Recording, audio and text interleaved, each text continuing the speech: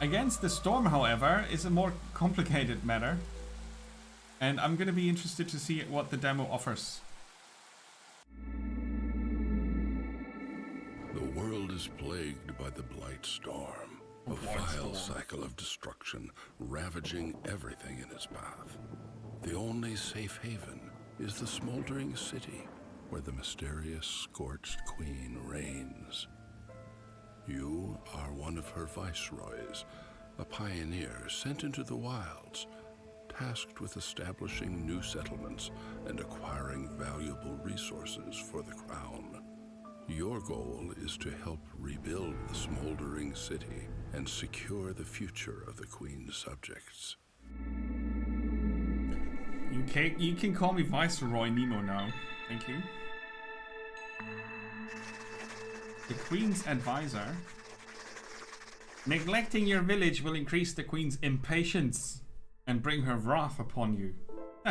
So, there's a similarity between both the games. They both have a queen that can be ruthless. Okay, thanks for the warning, I guess. Fulfilling your duties will increase the town's reputation. Unlock new buildings and eventually bring you to victory. Okay, bad for me, good for me.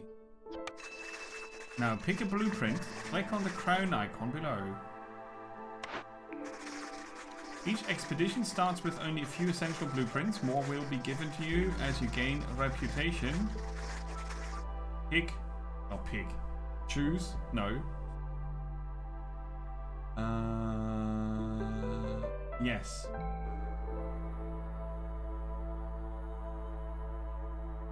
Starting point for woodcutters going into the wild to cut down trees.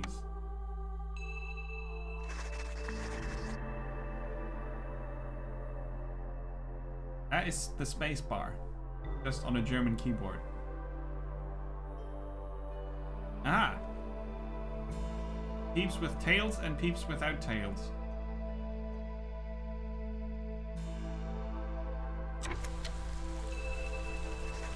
Build a woodcutter's camp and explore the forest. You have to keep the fire going at all times. Against the storm, right? The drizzle year 1 experience in 550. Okay, I don't. On the left, we've got humans, beavers, and lizards. Alright, there's a difference between... Oh, here. There's another person. Beavers, there, I can see it now. Humans, beavers, lizards, okay. This looks neato, indeedo. No, sorry, that doesn't work. Let's place a woodcutter. It has a radius.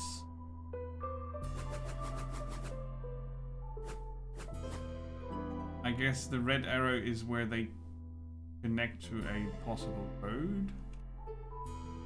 I'd say there's a lot of forest down there. We must keep the fire going. Our orders: build 2 woodcutter camps, have 10 wood. We get 3 beavers, reinforced axes, which increase the production of woodcutters by 50%, and 1 reputation. The heart of the colony is protected by the holy flame. Villagers gather here to rest, eat, and receive clothing. As you do with fires. Meet by the fire to receive pans. If the fire goes out, people lose hope. Specialization bonus. Warmth. Allowed fuel, beavers, humans, no lizards though. Okay, you can use wood and planks for fire. Fuel, sorry. And we don't want to do that. Do we? We could. Coal. We don't have any coal. We've got building materials. And we've got 70 fuel and exploration. What?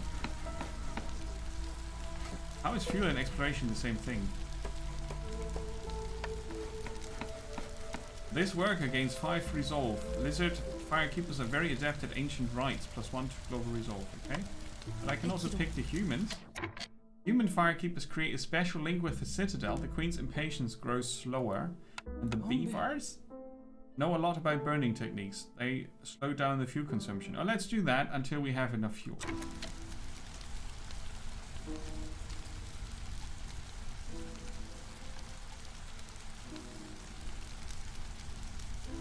Sorry, I've got something in my eye and I don't want you guys to see me poking around there.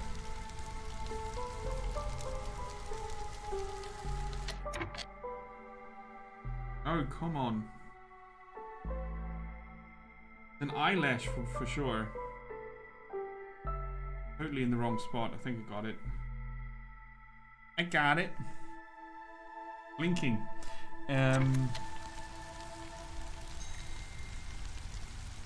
So. Mushrooms. Fruits. Veggies. Meat. Eggs. Current average. Resolve. Current target. Increase resolve to affect reputation.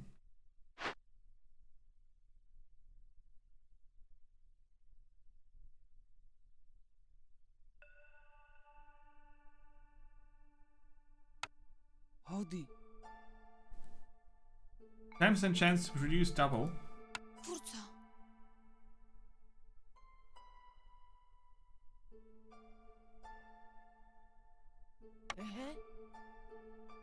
They have no bonuses. They've got a proficiency bonus.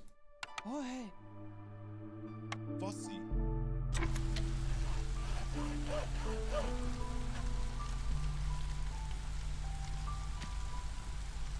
Mark trees for harvesting. Useful when trying to carve a path to nearby glades. Yeah, these.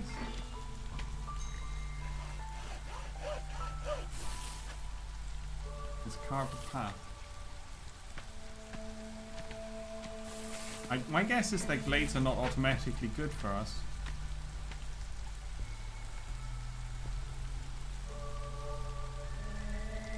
Now, do we get... the logs don't show up here. We don't see the wood up here. I thought it would appear here as building material, but that's not the case. Building material... something different. Oh, we get resin though from the wood cutting. Crafting.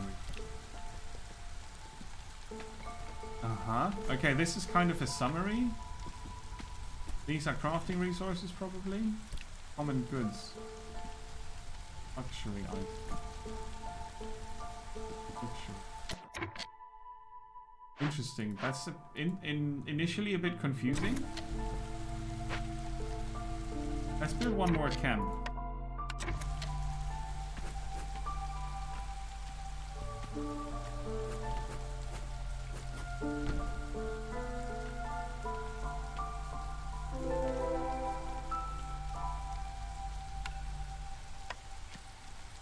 The red arrow shows where they put down the resources, isn't it? Yeah. It's where they put down the resources and where they take them out again.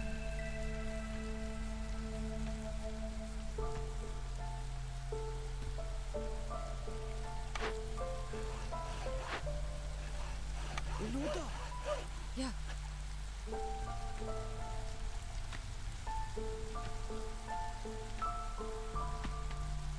That's real-time minutes, okay. Hostility of the forest. The looming darkness. Okay. But it's not a heavy fun builder. Stuff happens. Thornbird nest. Abandoned. Let's hope the owner doesn't come back. Gathered via scavengers camp and trappers. Winning and losing. Yeah, I think that's pretty much self-explanatory for now. This looks kind of dangerous. Ah, okay. A threat. Well, we want to check out that glade, now that we know that only the marked ones are dangerous. Marked. We can build roads or paths.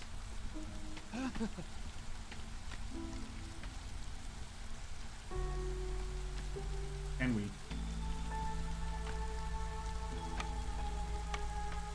Ha.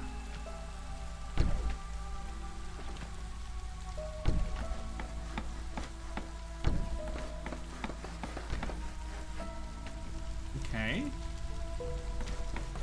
So far so good. Oh, we can get decoration, can get inside there. Okay. Can destroy buildings. Pragmatic frugality. Beaver firekeepers know a lot about burning techniques. Lower fuel. Yeah, okay. Alright, we got mail. Better. Access is good. 5 woodcutters. Cut another glade open. We'll do that automatically. We can also let one more person work here. Beaver person to be precise.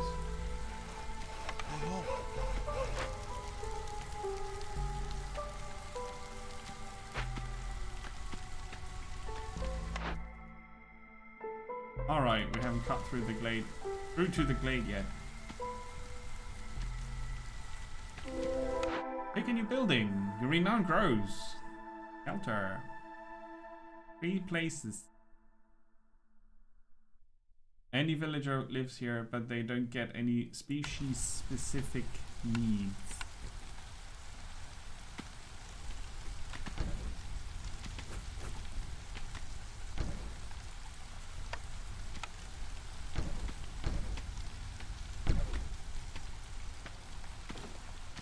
Survival. Yeah. Against the storm and against the Queen's wrath. And other things like this dangerous glade here. But it's a survival builder kind of thing. But not tower defense focused like they are billions, but more like say Anno and Frostpunk maybe. No. No Humple Pumple. The next Humble Bundle is next week. The last one I didn't pick up because it was not good for me. I didn't enjoy that. I haven't really learned anything about the storm and their effect.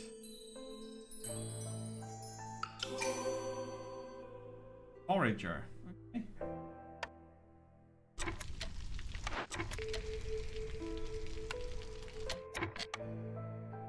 Starting point for foragers going out into the wild to gather vegetables, grain, and insects.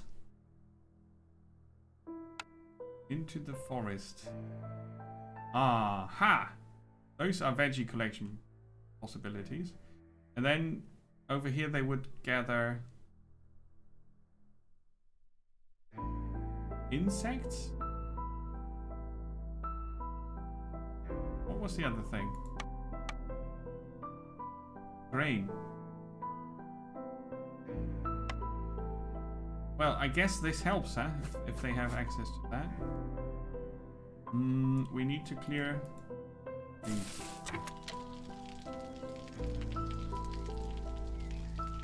You've skipped all 3 months. They are in trouble. The biggest issue, I mean, you know, I think it's a fair point to make. They keep picking up games that are either available in the Game Pass or have been free on either Epic or Amazon Prime before. And these games are then added to a AA, AAA game that they usually pick up. And that's not really helping selling the bundle, is it? I mean, it's still sometimes a good enough deal if you want the one game in there that's decent or expensive normally. Not automatically decent quality just because it's more expensive. I guess what I'm trying to say is they really are not good at picking games. Because they go in direct confrontation with the other options and they can't win. They have to offer something different. And they are, I don't know, it seems like they're a bit aimless with what they are doing there. Since IGN took over the Humble Bundle a few years ago, it's been going mixed. There have been really cool bundles, and they are doing better bundles off the subscription thing again, which was not the case for a long time. And I really hope they get their crap together, because I don't know, it can't be that hard to pick some interesting games that are not on the Game Pass and not on Amazon Prime yet. They could hire me, I could pick them for them. But they probably don't want to spend on that. What's with the beavers? Oh, we have newcomers. These people have been sent here by the crown. Which group do you want to stay? Oh, they bring different leather, eggs. We have eggs in the... Oh, grain is good though. Bone and plant fiber. More people is good. More people is good, I think. So let's hope that the next week's bundle is good, so we can all go back to liking it.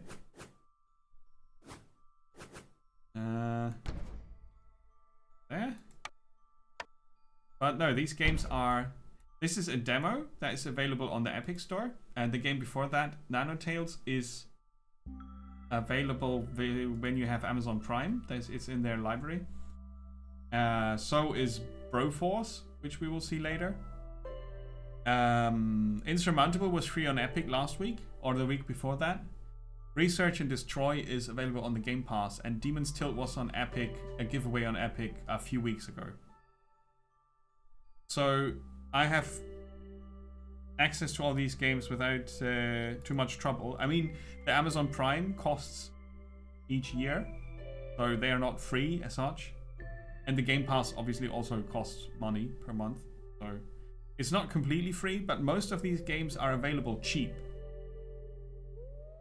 Which is not the goal explicitly of this Discovery stream, to show you cheap games, but I just can't afford to show you the big ones. And also the big ones, they are covered by lots and lots of sites and magazines and streamers and whatnot. So I'm not saying this is an indie channel, right? I'm not doing Discovery games, just indies. I'm trying to pick interesting ones, interesting concepts, or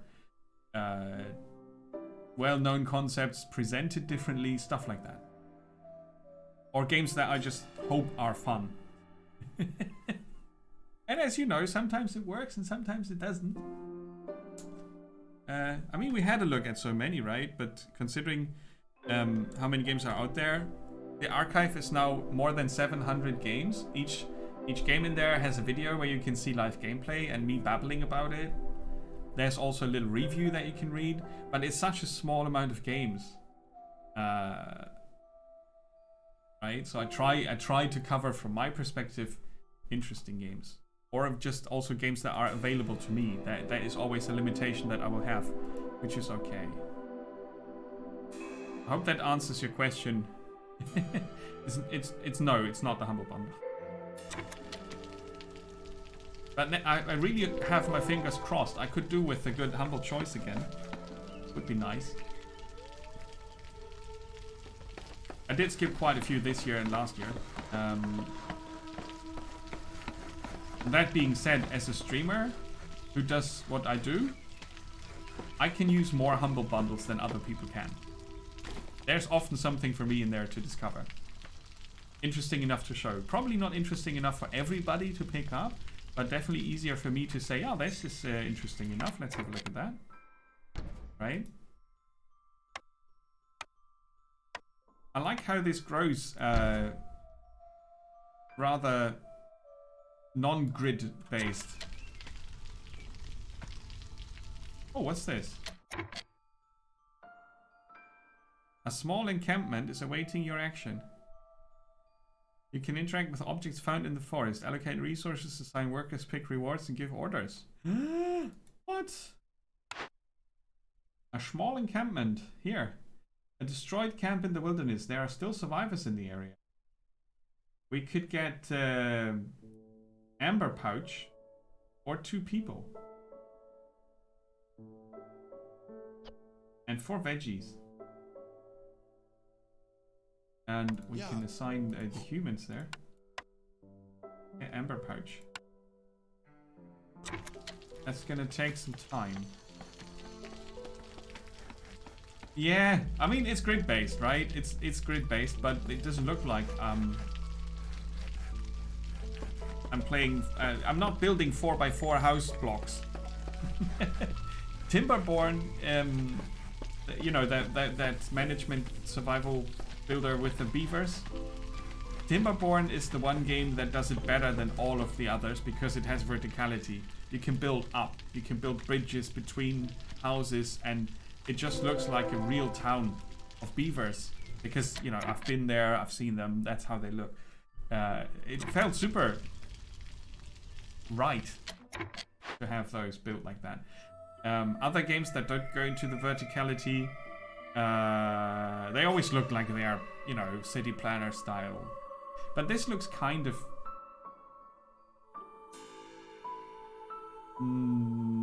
you know, not forced. Happens in a nice fashion. Oh look, we have the humans here with an affinity for foraging. And we will forage for all 3 things, yes. Right, the hearth, the glad... What? The hearth. Don't allow the fire to go out, for it is holy. Cool that you have the whole encyclopedia here. The Hilda the Trader. Dala Stormclaw. We can focus on the unit. We can't rename them. Unplayable.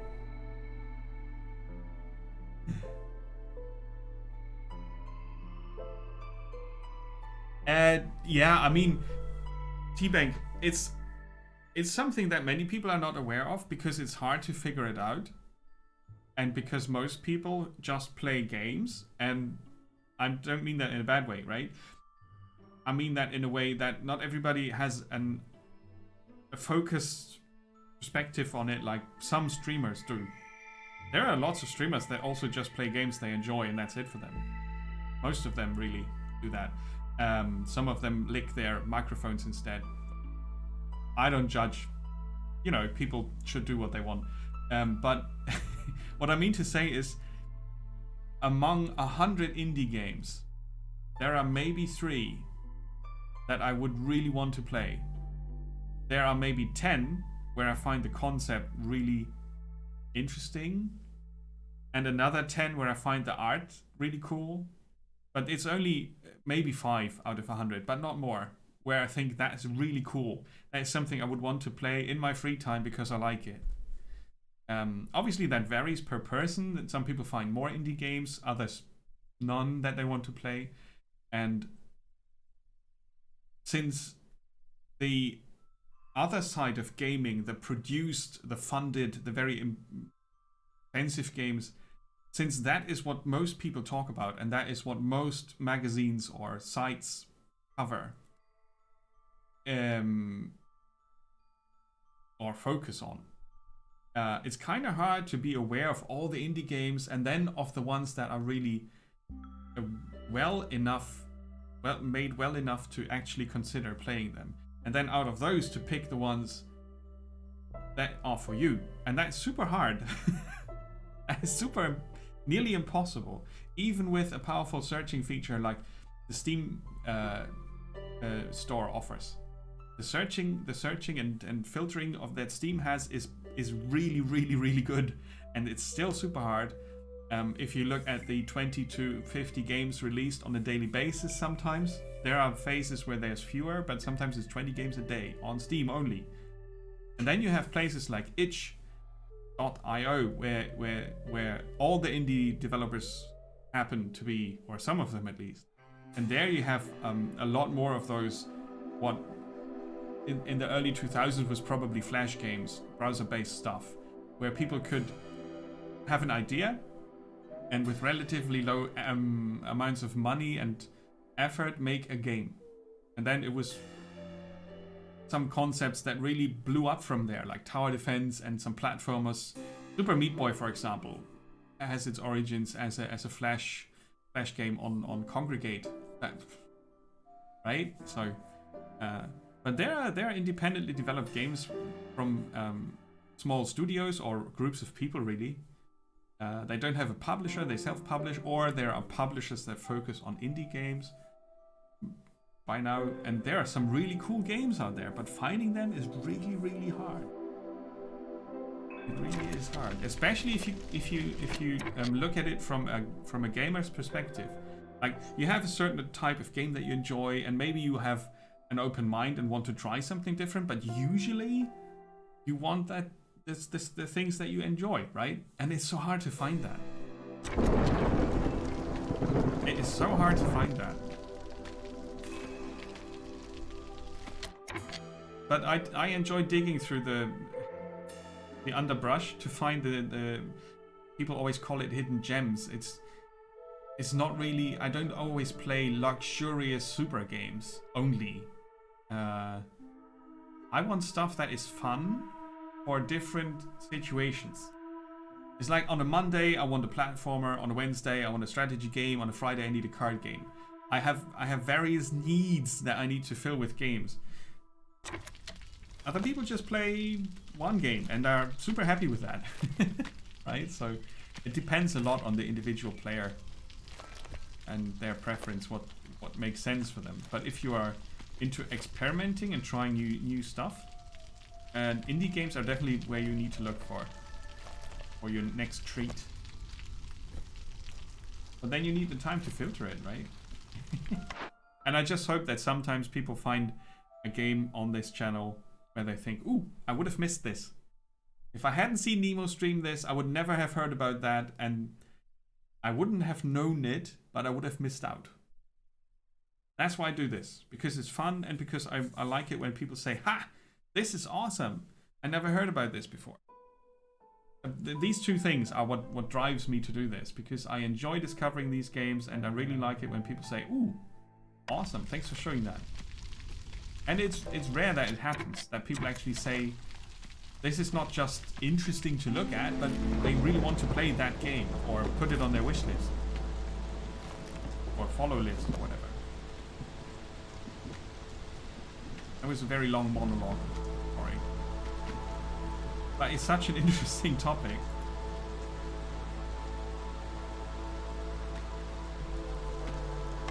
Oh, yeah, we did that. The broccoli. Play. Stonecutter's camp. Yeah, we have stone. We have stone. I saw that here. Pick it up. Stonecutter.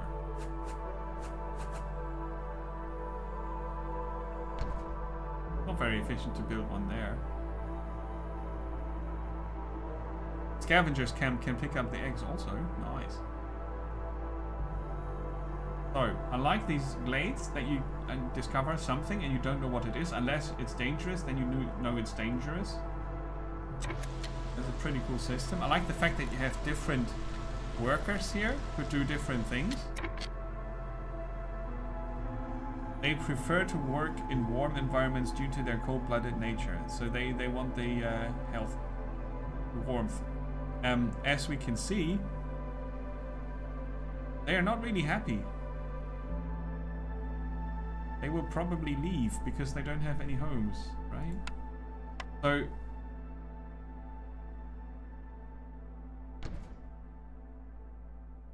need some more space here. We need to cut out some more space. And then at some point the forest will get angry with us because we did cut out so much space.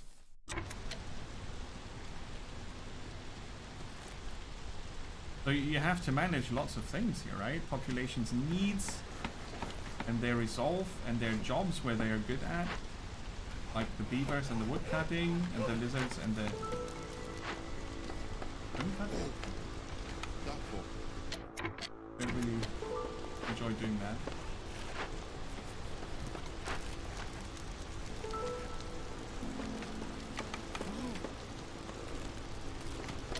they would enjoy being there. Global resolve +1. That's gonna help us.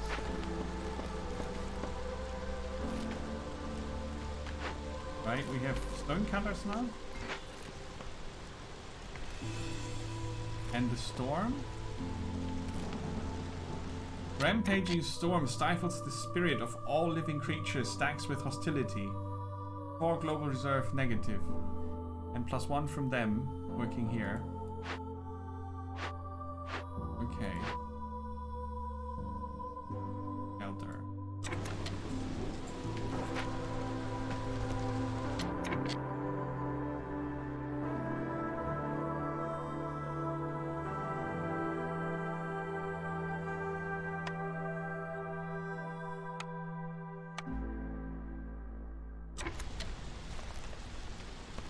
Ah, now we can build there.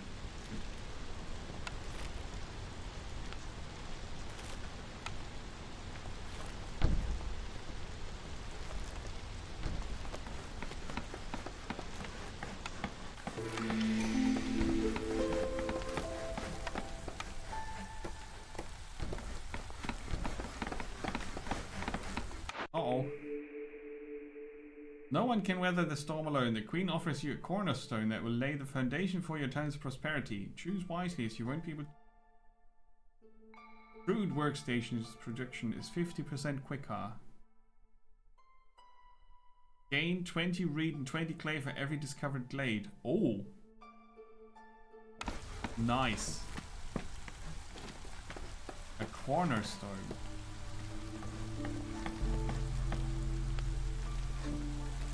Right, so if we cut into this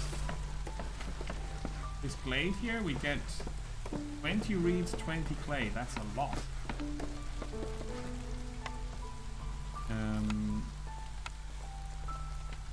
Oranges.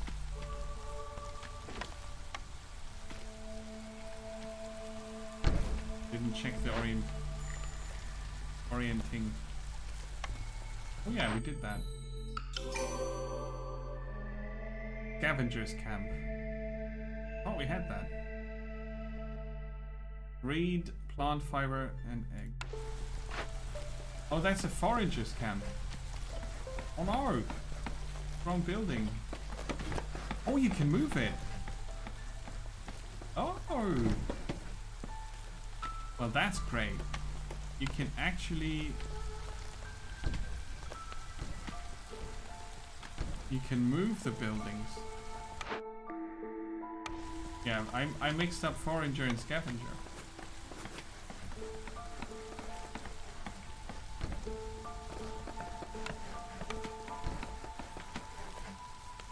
And you can turn the camera.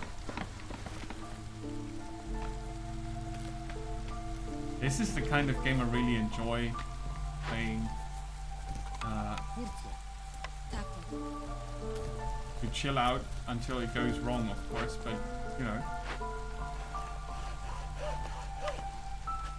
Don't need that worker there at the moment, I think.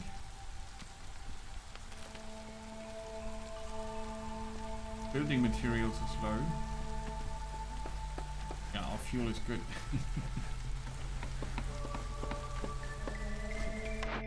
Logistics. Every building has its internal storage where produced and gathered goods are temporarily stored. Every few minutes workers take breaks and return to a hearth, eat and rest. They consume at least one item of food and want their clothing.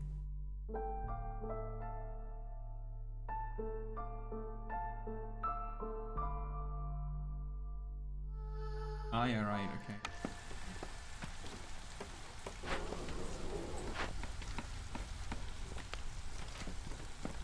Yeah, you can check that.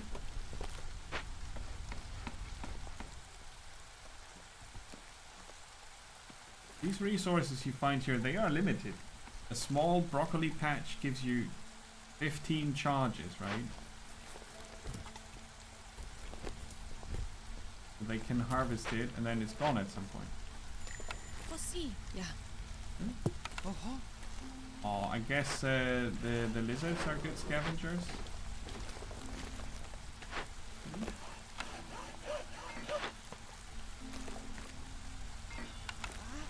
Oh, they're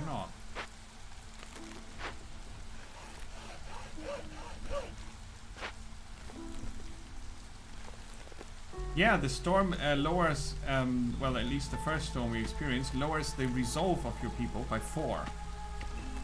And your resolve is what unlocks higher levels of reputation. And reputation unlocks more buildings. Low resolve, or, you know, unfulfilled needs, increase the queen's impatience, I think. At some point. And the people, you know, they kind of start running away. I've got 5 free workers.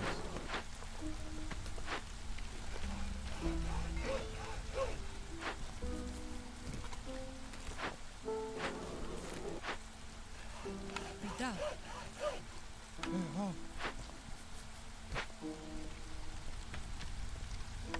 Oh, we're done with that order, okay. Workstation upgrade. We need to get 2 planks, 2 bricks, and 2 fabric.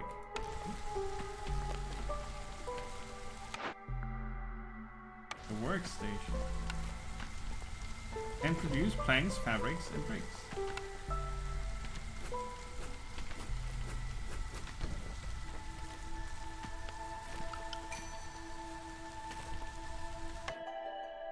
Newcomers. But yeah, Deviate, the weather aspect has an influence, and I guess it's also a changing effect over time.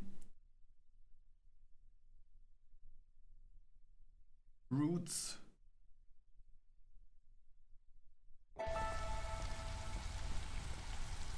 But I haven't really read all the tutorials, so I might have skipped this there.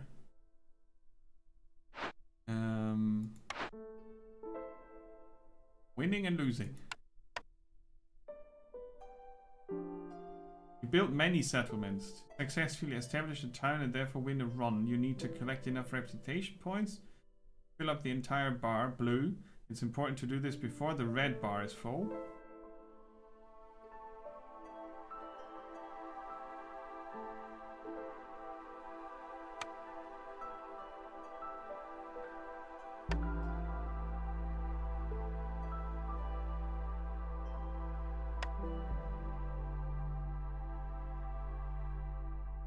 You can see a lot of stuff in the demo is what I'm quite happy about, really.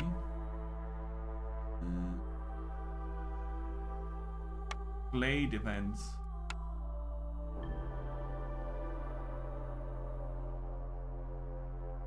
Okay, you start each settlement with hostility of the forest at level 0. As your town grows, it slowly increases with certain actions like discovering glades, welcoming new villages, and so on. Some actions can lower the hostility of the forest, like building additional hearths or letting the queen's impatience grow. With each hostility level, negative resolve penalties apply to all villagers and new forest mysteries can become active. Positive effects occur in drizzle, negative ones are active during the storm. Ah, okay. So the culmination of all the things that happen on that regard are... yeah, okay.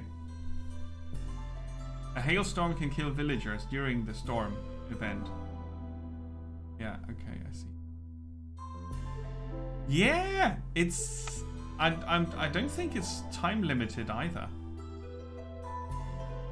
But since you build many of these little towns or settlements, I'm not sure which one is the big one. There's also a lot to this game.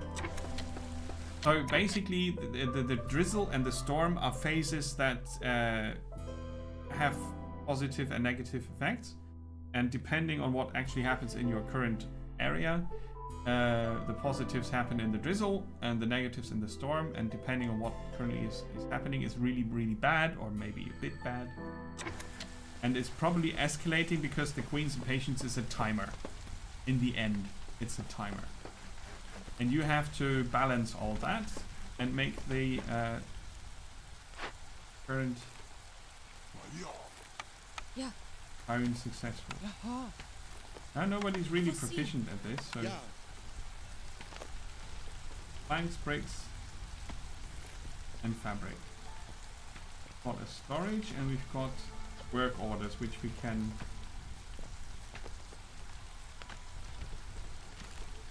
building's equipment is not intended for this task. Okay? Because it's crude. All the insects. Grubby grubs. Let's have a look at the dangerous thing. We don't have a woodcutter that can reach that. Too many trees marked.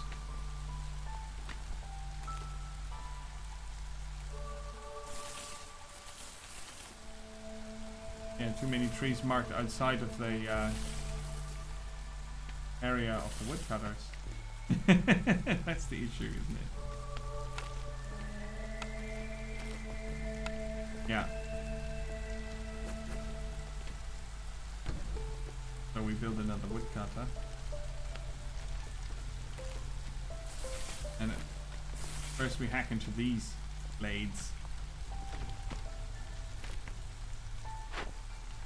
Yeah, and the extra resources you find here, they are limited. Limited by charges. Clearance. You've got drizzle, clearance, and then there's the storm.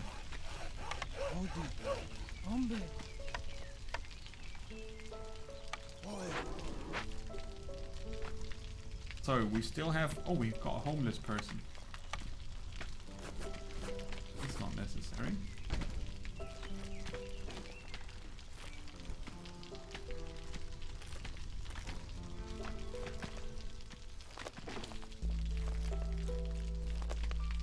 I get a lot of resources if I cut down these trees here. Per our exploration contract. Each glade gives us 20 clay and 20 reed. And 20 clay translates to 6 bricks. Good. Hopefully.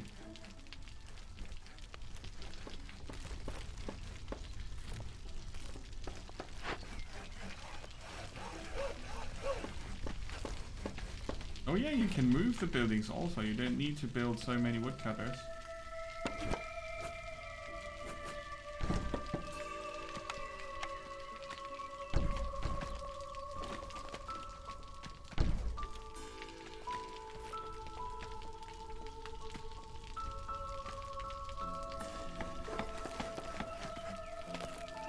%, chance for eggs, 10% chance for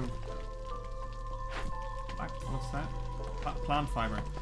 From these guys, huh? Interesting. So now we're running out of workers slowly.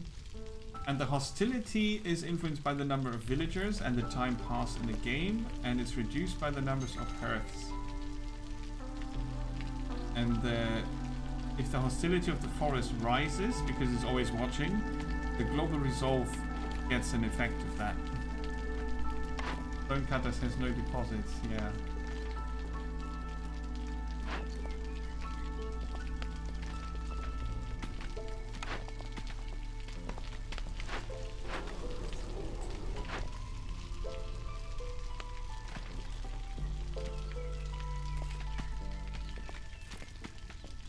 We salvage 10 wood and 3 building materials, okay. Okay, we've got broccoli and flax here.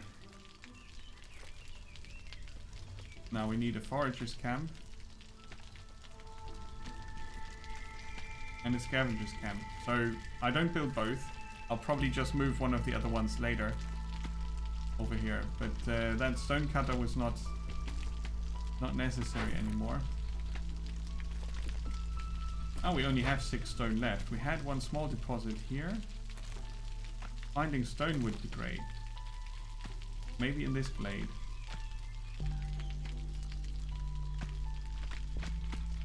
So you also have to see that you don't spend too many resources. Oh, Stonecutter's Camp can get this. Unexpected.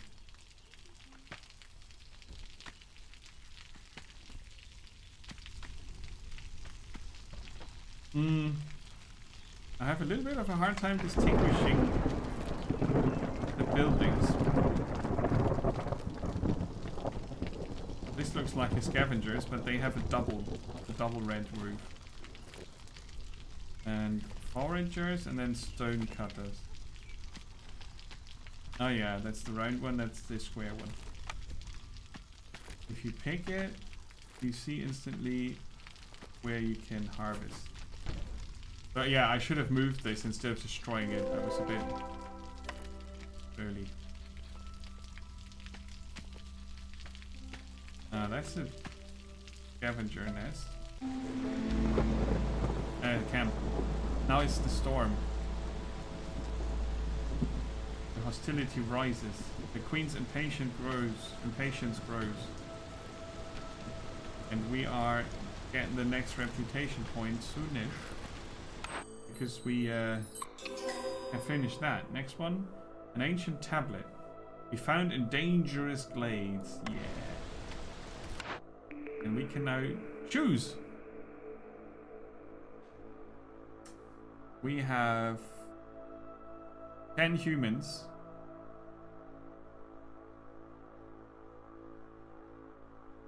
7 beavers and 4 lizards. So I guess the human house is important because that's our main population.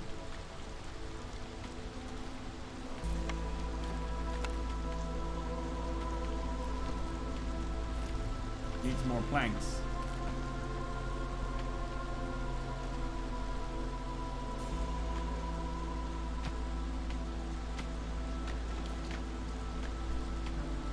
Yeah.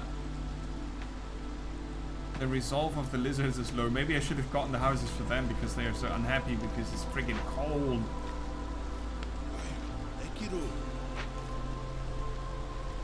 At least one of them is working in the warmth.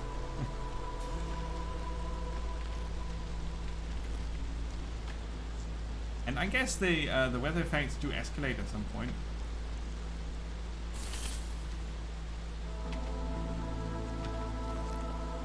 I guess.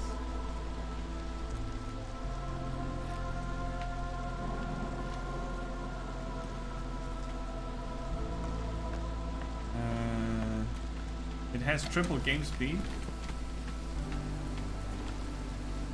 For those moments where you have everything set out and just are waiting for something to happen. The queen is giving us another cornerstone. Plant fiber per minute, eggs per minute. I think we have lots of eggs around. Eggs here and there and there. So plant fiber. Oh, we've got that here as well. People have come sent by the crown. Yeah, I really should take these guys.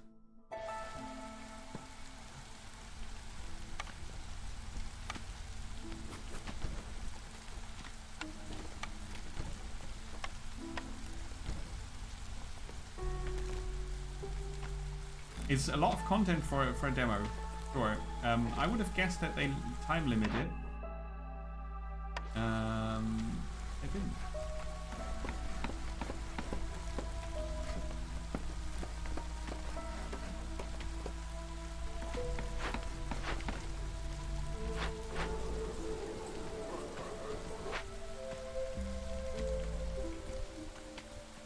I'm quite curious about the danger in the glade here. Let me see what that is all about.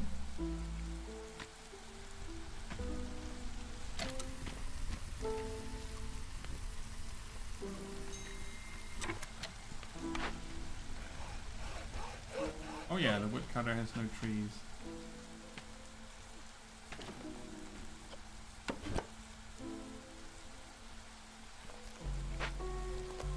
This one.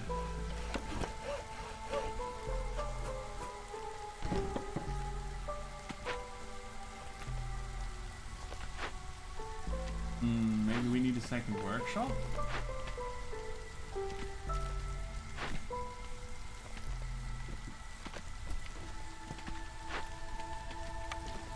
Or we can stop making fabric for a bit. Yeah, you can build 3 workshops if you can, if you have enough workers.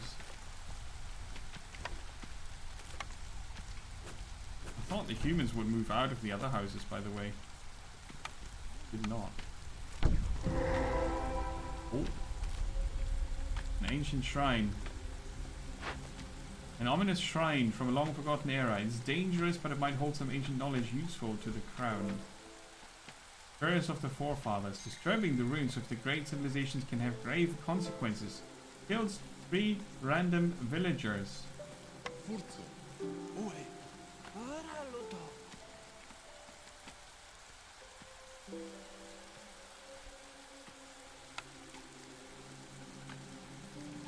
So there was a countdown going down here. Yeah. So if you need to be really, really fast. Oh! And they do kill 3 more. If you don't do it in under 5 minutes. So the first one was nearly instantly resolved. The scout and 2 woodcutters are cursed and died. I didn't really understand that. I had to be that quick. We need more planks, right?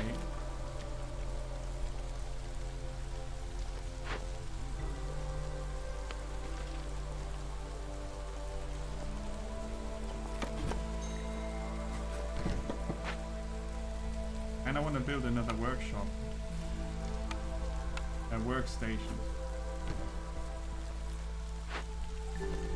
To make more planks.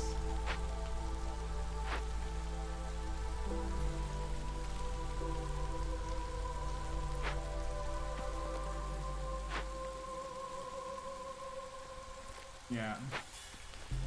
Wow, okay, so you need resources to do that. You're definitely not burning the planks.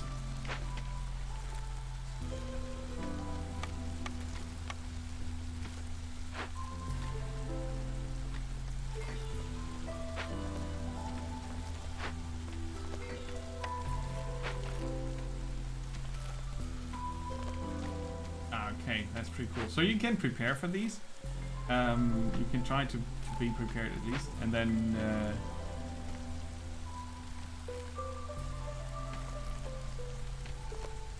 why are they not finishing this up?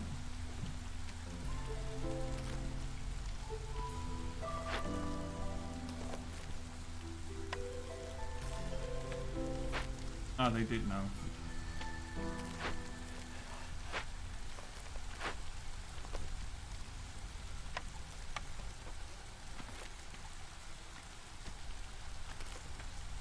Oh, you can also set a limit. Aha!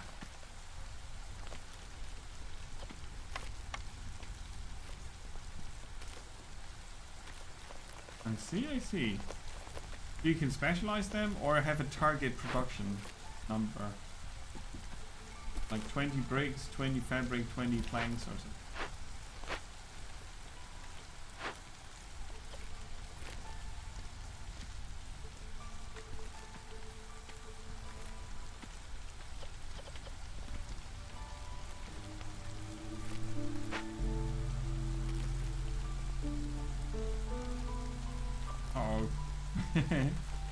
Oh, there's a clearance next, right? This gives us a bit of breathing room.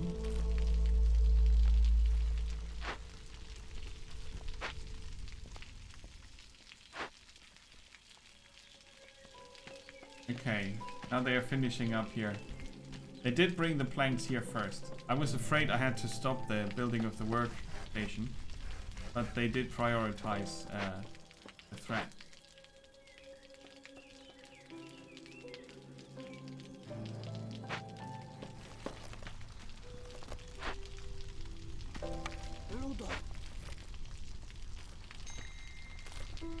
Yes. Exactly.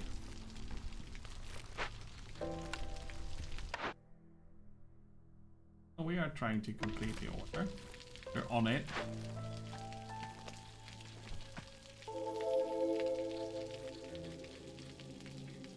Okay, we have our ancient tablet.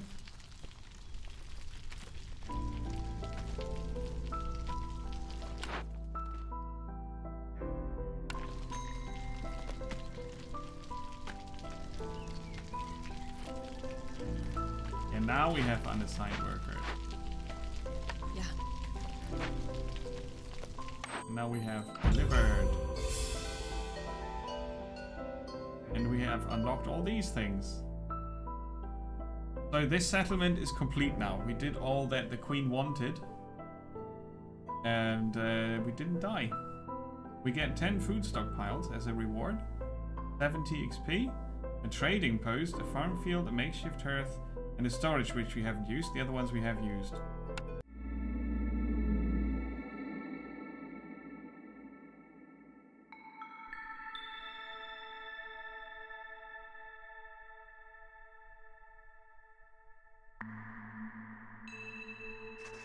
Villages with low resolve will start leaving, increasing the queen's impatience. Doubly bad for you. Keeping resolve exceptionally high will grant passive reputation over time, which unlocks more buildings. Satisfying your village's needs with complex food, homes, and services will increase the resolve. So it's Frostpunk, Anno, Banished, pretty much mixed together in a cool way, I think. It's hard to please everyone all of the time, indeed.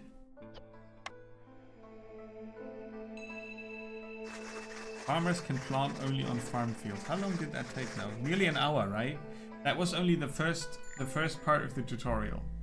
It went relatively slow. I took my time and had a monologue for 10 minutes, but I think it's a pretty good game. Only on fertile soil. Crops are planted in the drizzle and harvested during clearance.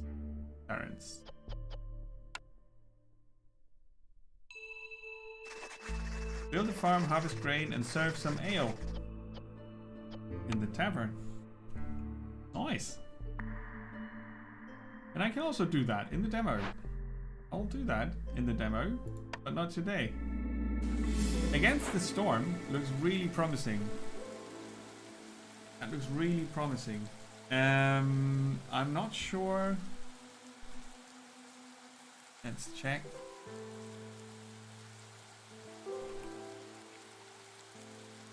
It's Epic Store exclusive at the moment, maybe? I'm not sure. Oh. It's... The planned release is in the end of the year. The demo is not available on Steam. The early access is also not available on Steam. On the Epic Store, I think you can get the current... It says here full game, but that's not really true. You would get the early access version. And the demo is 0.22, but I'm not sure if that's only the demo version or if that's the current early access version. But I would advise you to keep your eyes on this and see if they finish it.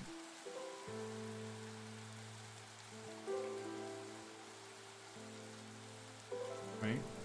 But I will definitely keep tabs on this one because I had it on my watch list for a long time already.